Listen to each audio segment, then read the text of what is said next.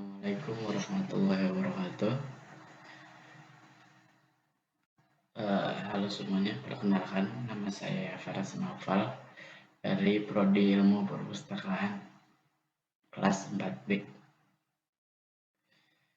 Pada kesempatan kali ini saya akan memberikan review saya terhadap buku yang berjudul Filsafat Teknologi karya Don Ihde. Pada awalnya, secara khusus, Don Ihde menaruh perhatian pada ranah filsafat teknologi. Dimulai dalam buku yang ia tulis pada tahun 1979, yang di dalamnya terdapat penekanan pada materialitas dan kekonkrutan terhadap alat-alat teknologi serta penjabaran bentuk-bentuk relasi manusia dengan teknologi. Selanjutnya, karya-karya ide ini lebih berkonsentrasi pada ranah filsafat teknologi. Filsafat teknologi adalah cabang filsafat kontemporer yang memandang teknologi sebagai fenomena yang penting dan perlu direfleksikan secara mendalam. Dari sudut pandang epistemologis, filsafat teknologi membahas mengenai persoalan terkait sifat teknologi. Sedangkan, menurut metafisika, filsafat teknologi membahas mengenai apa yang real, apa yang alamiah, artifisial, manusiawi, dan apa yang tidak manusiawi.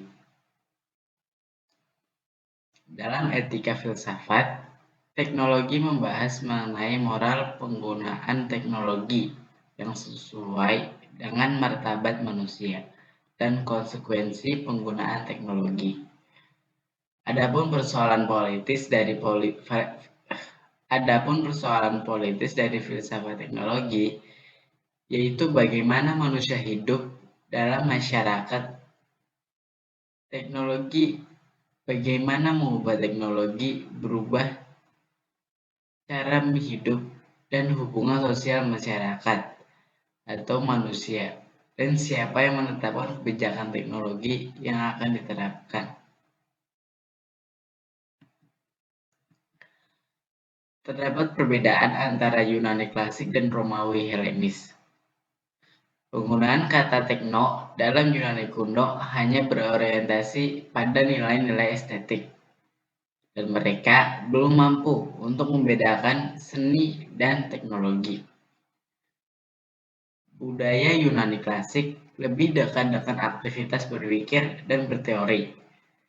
Sedangkan dalam kebudayaan Romawi Helenis terjadi perkembangan teknologi dan eksperimental, sehingga teknologi lebih berkembang dalam kebudayaan Romawi. Hal ini secara filosofis dan efektif, yaitu milih apa yang baik dari kebudayaan lain dan kemudian diterapkan di kebudayaan sendiri. Contoh teknologi dalam budaya Romawi Helenis yaitu terdapat dan matahari yang diciptakan untuk menentukan waktu, mercusuar untuk memandu kapal laut, dan saluran air untuk mendistribusikan air ke dalam kota. Pada masa Renaissance, minat Yunani Romawi terhadap budaya dan pengetahuan kembali bangkit. Pengetahuan didapat dari penjajahan yang dilakukan ke berbagai belahan dunia melalui jalur laut. Mulai dari sini, filsafat alam dibedakan dari filsafat menjadi dua. Di zaman modern, filsafat dibedakan dari sains. Filsafat membahas hal-hal metafisik, sedangkan sains membahas hal-hal fisik. Menurut Ihde, setelah sains terpisah dari filsafat, di zaman modern, sains berkembang pesat dan masuk ke berbagai bidang terapan yang memicu revolusi industri. Hal ini ditandai dengan adanya fenomena medan magnet yang menghasilkan teknologi listrik dan mempengaruhi perkembangan teknologi. Sebagai seorang filsuf yang kontemporer, secara khusus Ihde menaruh perhatian terhadap filsafat teknologi. Ia mengakui bahwasanya definisi tentang teknologi itu sangatlah luas. Ia sendiri tidak membuat suatu definisi tentang teknologi secara definitif atau secara jamblang. Menurutnya, bagaimanapun dalam mendefinisikan teknologi harus ada 3 ciri utama yang harus diperhatikan. Yang pertama, teknologi harus memiliki komponen yang konkret, yakni materi yang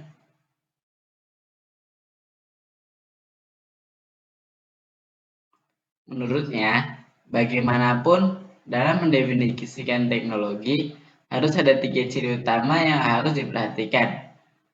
Ciri pertama, teknologi harus memiliki komponen yang konkret, yakni materi. Kedua, aspek penggunaan, yakni aspek praksis. Dan yang ketiga, hubungan antara alat-alat teknologi dan umat manusia yang menciptakan, menggunakan, dan mengubahnya.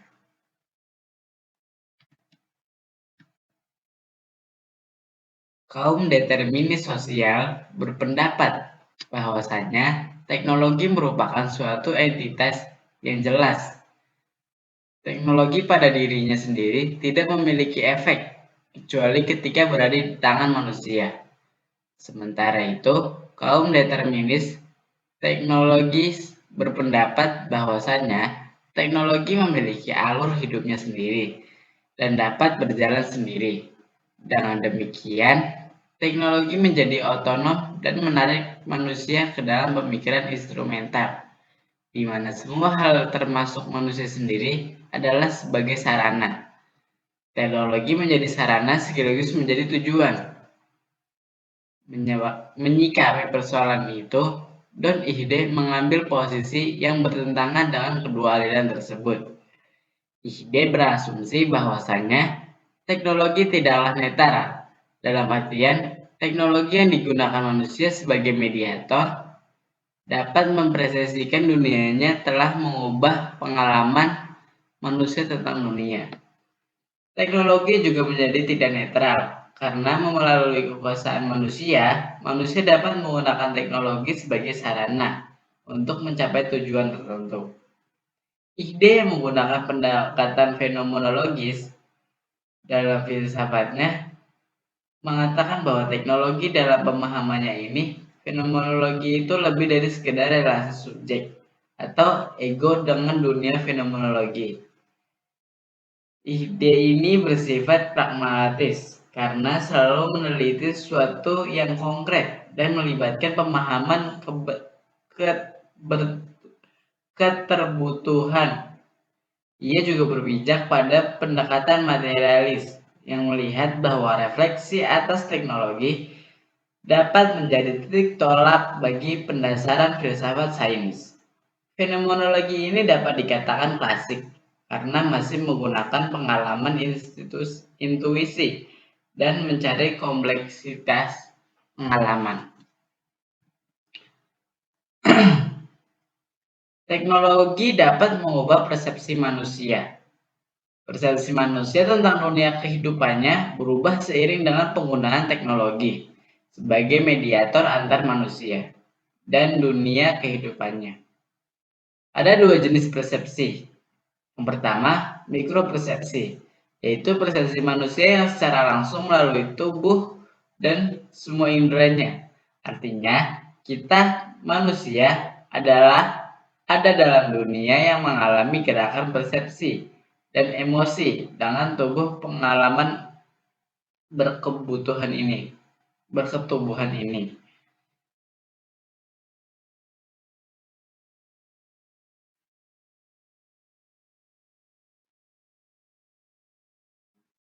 Yang pertama, mikropersepsi, yaitu persepsi manusia yang secara langsung melalui tubuh dan semua inderanya. Artinya, kita sebagai manusia adalah ada dalam dunia yang mengalami gerakan persepsi ini dan juga emosi. Dengan tubuh, pengalaman berkebutuhan ini disebut body one.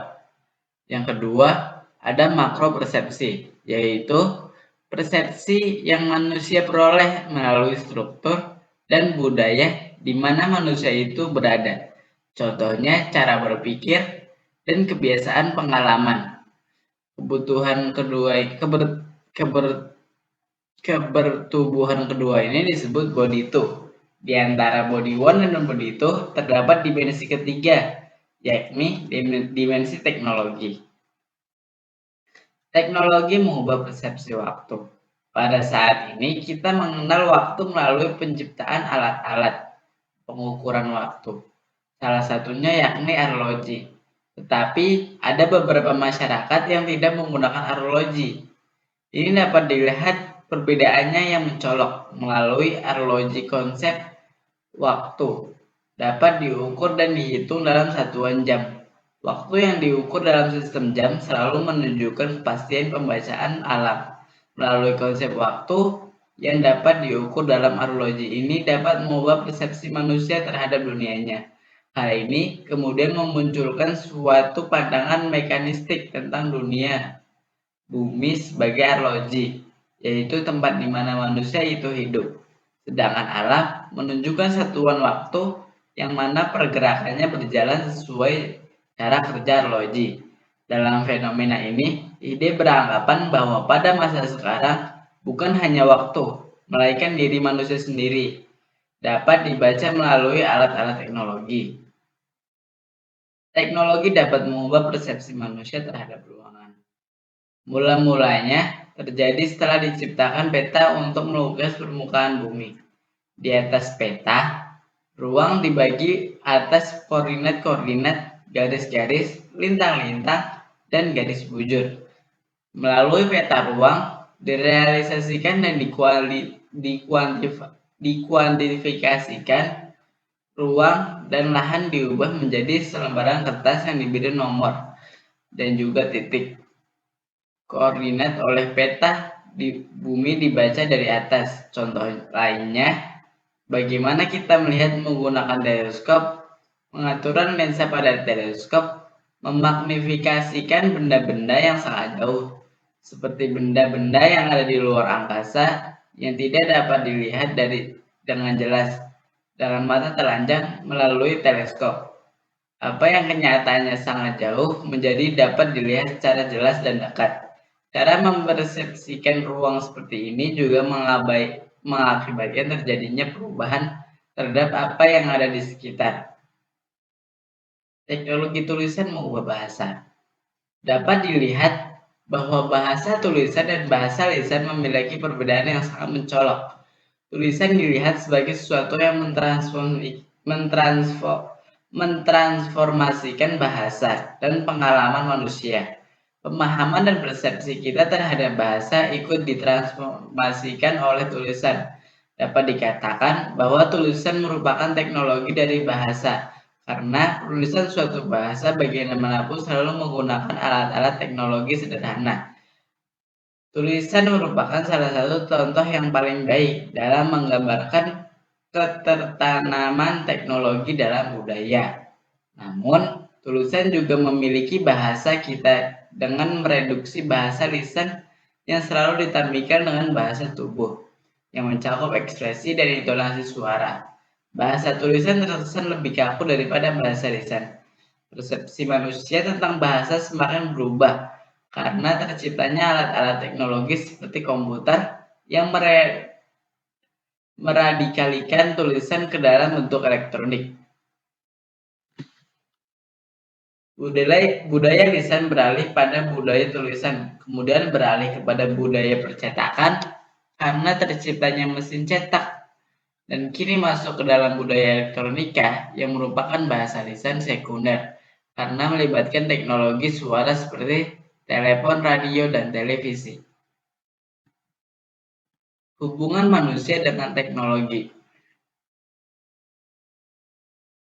Teknologi sangat mempengaruhi kehidupan manusia, dan manusia juga tidak bisa lari dari teknologi. Terdapat dua pemahaman mengenai hubungan manusia dengan teknologi.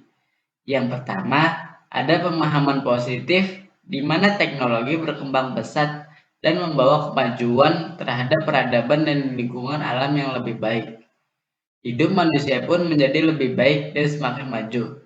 Yang kedua, pemahaman negatif di mana teknologi dianggap sebagai penghalang dan musuh bagi hubungan manusia dengan alam. Manusia dieksploitasi demi kemajuan teknologi.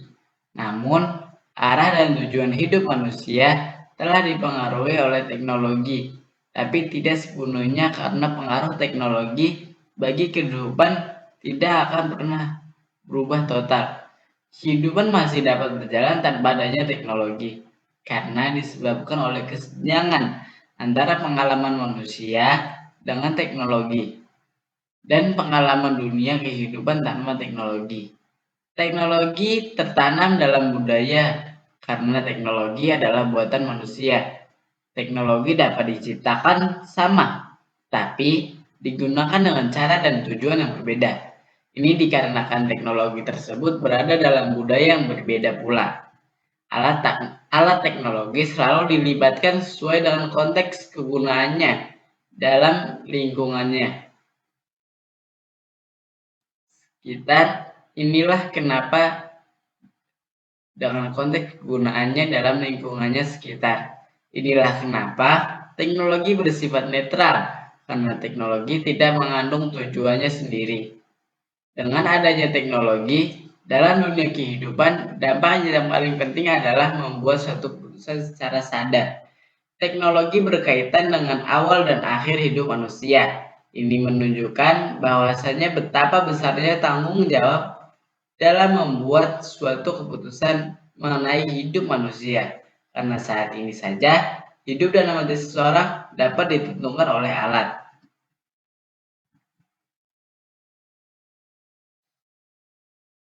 Kemudian, hal terakhir yang dapat disimpulkan bahwasanya pada masa kini, dunia yang dihuni oleh manusia, kita semua, telah dipenuhi oleh teknologi. Pada kenyataannya, manusia tidak dapat hidup tanpa penggunaan teknologi. Persepsi manusia terhadap dunia kehidupan mengalami transformasi oleh teknologi. Jalinan teknologi yang erat dalam kehidupan kemudian akan membentuk suatu dunia kehidupan yang baru, yakni dunia kehidupan yang termediasi oleh instrumen teknologi. Menurut Ihde, melalui mediasi instrumen teknologi, manusia pun mengalami dunia kehidupan secara baru, yakni secara teknologis. Teknologi sudah sangat mendekat dalam kehidupan manusia sehari-hari. Bahkan, seorang dapat dikatakan aneh jika mereka tidak menggunakan teknologi. Dari kemudahan yang dihasilkan teknologi ini, sampai-sampai kita sebagai seorang manusia yang hidup di dalam suatu masyarakat tidak sadar akan pengaruh dan dampak teknologi atas kehidupan kita sendiri. Pada saat teknologi ini diciptakan dan diterapkan terhadap kita semua, terjadi berbagai perubahan yang sangat cepat dalam aktivitas manusia. Dunia baru terbentuk akibat dari penggunaan teknologi ini. Penggunaan dan dampak dari alat teknologi ini tergantung bagaimana kita mempersepsikan dan memahami dunia kehidupan. Karena alat teknologi selalu digunakan sesuai dengan konteksnya. Selain itu, penggunaan teknologi juga berdampak pada kerusakan lingkungan. Berbagai kerusakan terus terjadi di dunia ini akibat pengaruh dari suatu teknologi itu sendiri. Mulai dari polusi udara yang sering kita lihat sehari-hari dari berbagai kendaraan, pabrik-pabrik, dan asap yang lainnya. Polusi air, berbagai limbah kimia dari suatu pabrik, limbah industri, dan juga limbah-limbah rumah tangga yang mencemari berbagai perairan dunia ini. Termasuk salah satu dari beberapa dampak buruk bagi teknologi. Erupsi tanah juga menjadi salah satu dampak yang tidak ketinggalan dari buruknya suatu teknologi, sehingga pengundulan hutan yang bisa mengakibatkan suatu longsor. Namun, kejadian ini juga menjadi tanggung jawab bagi seluruh manusia. Kita yang menggunakan teknologi yang seharusnya aware terhadap semua hal ini, karena manusia merupakan bagian dari alam. Oleh karena itu, semua orang yang ada di dunia ini yang menggunakan teknologi harus mengupayakan manusia menciptakan dan mengembangkan teknologi yang bermanfaat bagi dirinya dan lingkungannya, serta menolak dampak apa yang ditimbulkan dari teknologi itu sendiri. Kita harus bisa melakukan hal-hal tersebut dengan baik. Sekian pemaparan dari saya, kurang lebihnya mohon maaf. Maafkan saya apabila ada salah kata. Assalamualaikum warahmatullahi wabarakatuh.